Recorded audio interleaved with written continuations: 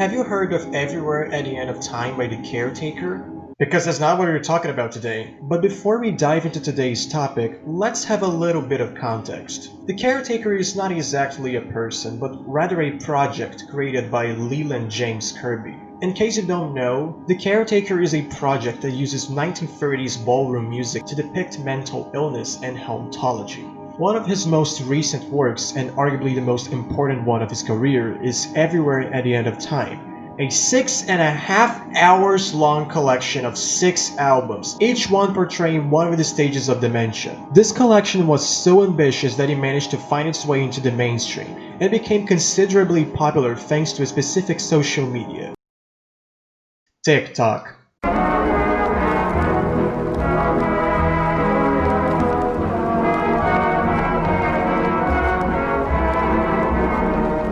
Leyland Kirby has been releasing Caretaker albums since 1999 and has published 11 of them ever since. 16 if you count Everywhere at the End of Time as 6 albums instead of 1. However, this isn't Leyland Kirby's entire discography. He actually publishes songs under different names, one of them being The Stranger. The Stranger is a project that does incredibly dark and unnerving music that can be weirdly relaxing in some moments. Only 2 albums were released under this name: Bleak Glow and Watching Dead Empires in Decay.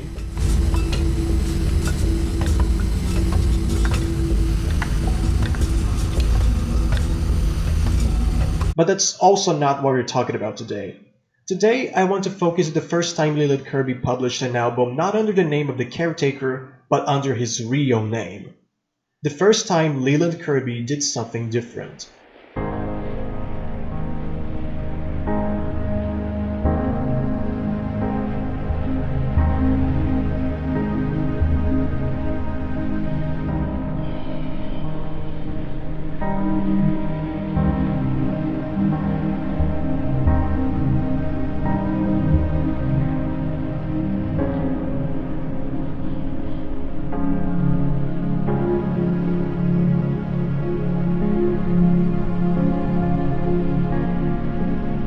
The album I'm talking about is Sadly the Future Is No Longer What It Was, released in 2009. Have you ever thought that so many people consider sex to be the best thing in the world? This word could easily become a top standard compliment if you think about it. The reason I mention this is because Sadly the Future Is No Longer What It Was is absolute sex. It's a massive roller coaster of emotions, from happiness to sadness to despair. It's one of the most unique adventures I have ever experienced. Did you think that someone making a 6.5 hours long album was crazy? Because that's not anything new to Leyland. This album is 5 minutes away from being 4 hours long. However, while Everywhere at the End of Time has the explicit purpose of depicting stages of dementia, Sadly the Future Is No Longer What It Was doesn't have any specific purpose conferred by the author, which leaves it up for interpretation. Some people have interpreted this album as a depiction of depression, and I like this interpretation, since it's mostly suggested by the song's titles that the character of the album is struggling a lot with mental health. However, I personally think that the album is trying to pass a more specific message. Many of the songs have a low mood yet have a nostalgic and comforting feeling to them. Many of the song titles suggest that the character is getting fixated in the past and heavily concerned about the future. It's a feeling I can heavily relate to. Sometimes I find myself thinking my life is going to be mediocre or even miserable, that I will never be able to accomplish anything remarkable. And in my lowest points, I take a look at my past and how happy I was back then and think, God, what happened? Oh, sorry. Got a bit too personal, huh? So let's talk about the tracks themselves, shall we? When We Parted My Heart Wanted to Die is a great introduction to this album. It tells exactly what you should expect from this album. Simple but beautiful music that can sustain itself with very few instruments. Everything about the song is great. The piano melody, the synth going along with the piano, the cave-like ambient sounds in the background, the upbeat mood, and so goes on. There's something so nostalgic about this song to me. I don't know why, but it feels like I have heard the song as a very young kid. but there's absolutely no way I would have come across Leyland's work back then. I feel the same way with most of the rest of the tracks too. There's something about them that bring me right back to my childhood and manage to be absolutely beautiful in their own merits.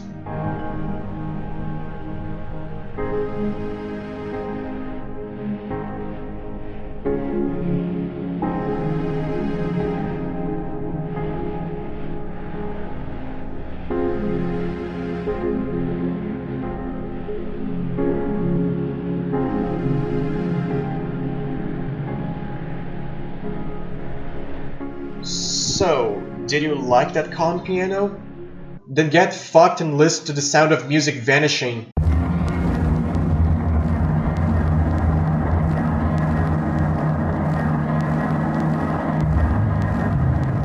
This track hit me like a truck the first time I heard it. It makes some great contrast with the previous song. It sounds similar to When We Parted My Heart Wanted to Die, but at the same time it sounds unnerving, yet peaceful. I have never heard anything like this song ever before, and that's exactly what I look for in music. New experiences.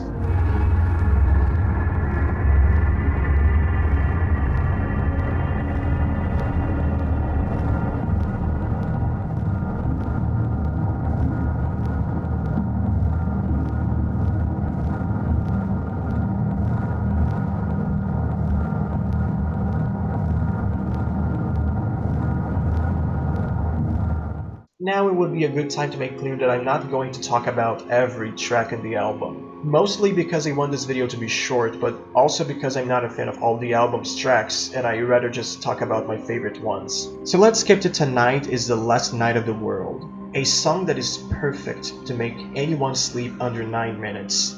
It sounds like a beautiful lullaby, but at the same time, it sounds mysterious, since I can't identify any of the instruments being used. It kind of reminds me of certain Super Nintendo songs. I'm not sure why though.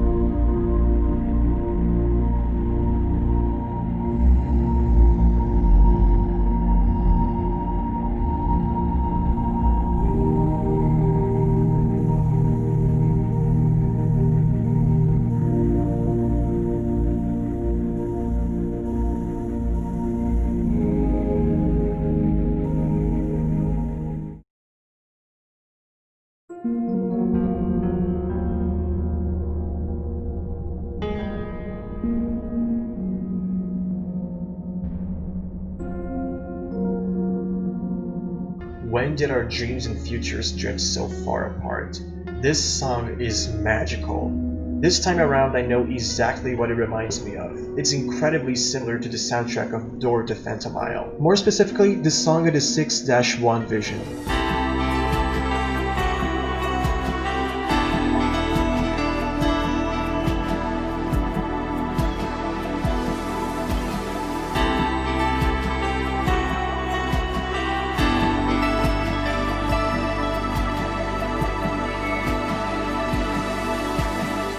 Except that Leyland's song is much calmer, much more sad. I interpret this song as someone grieving their past mistakes and wondering when did things change so much for the worst.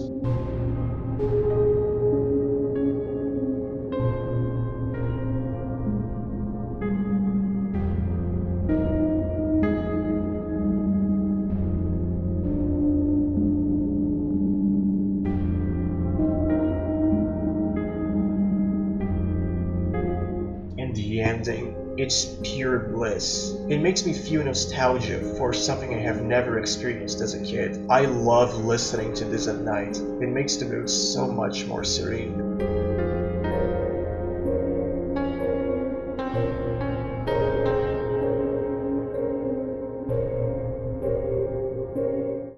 Right after, I'm welcomed by a track just as good, called Not Even Nostalgia Is As Good As It Used To Be. This song is so joyful, full of bells and what I imagine are flutes, I'm not sure. It's really peaceful and really beautiful.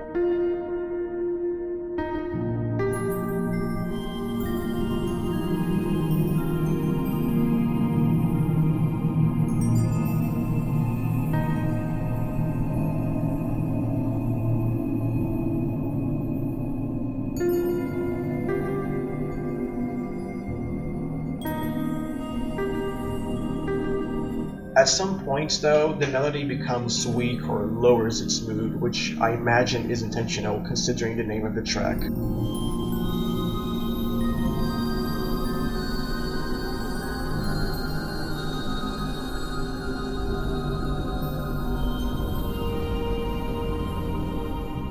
After this track, it comes a sequence of songs I'm not the biggest fan of, but that at the same time I can't simply ignore. Sadly, the future is no longer what it was, sharing the same name of its album, has brutal melodies that sound sad and unnerving. The same sentiment is shared in the next two tracks and can be quite anxiety-inducing depending on the person you are. After those tracks though, it comes one of my favorite tracks in the album, called I've Hummed This Tune to All the Girls I've Known.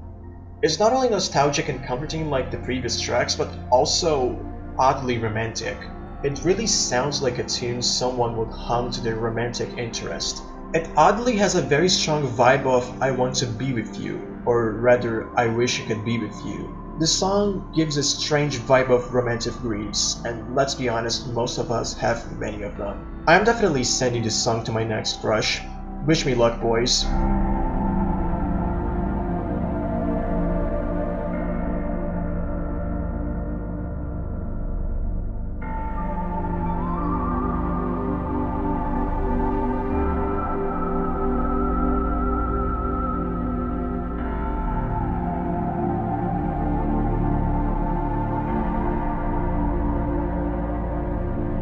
The album will proceed to play more songs with beautiful piano, which I don't think stand out enough to be worth mentioning.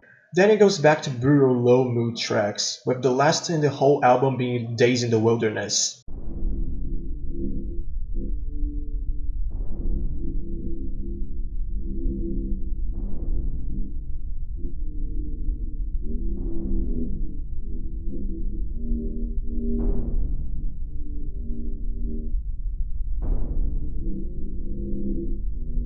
It's the shortest track in the album, and it's mostly really silent with quiet growls distant in the background. I interpret this track as a moment of emotional emptiness. Your depression got so severe that you now can't feel anything. It's dark, it's not comforting. In fact, it's intimidating, but also incredibly fascinating.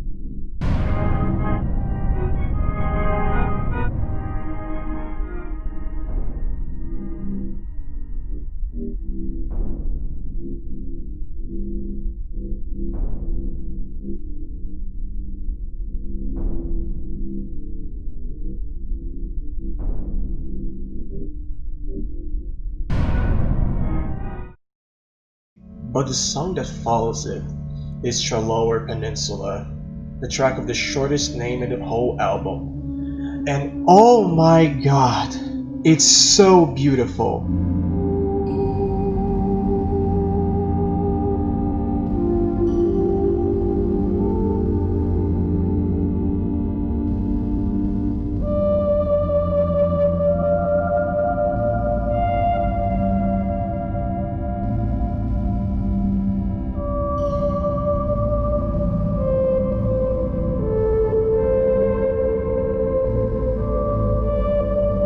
The mood is so low and feels like it's forcing you to cry at all costs.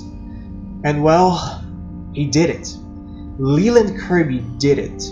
I rarely cry while listening to a song, but this track did it. Without a doubt, my favorite track in the whole album.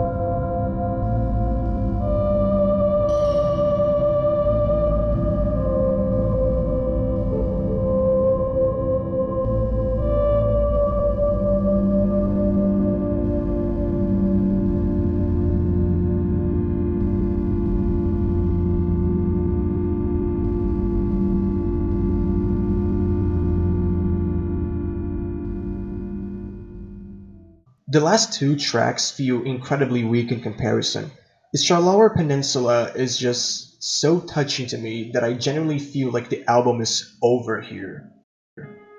The last track has the longest name in the album, and at dawn, armed with glowing patience, we will enter the cities of glory. While previous tracks either sounded like happiness, grief, sadness, or despair, this last track seems to convey the feeling of hope. There is hope for the future, and you still can and deserve to be happy. You just need to keep going. You are going to be happy again. This might not be one of my favorite tracks in the album, but it's still pretty good and a worthy conclusion to the album.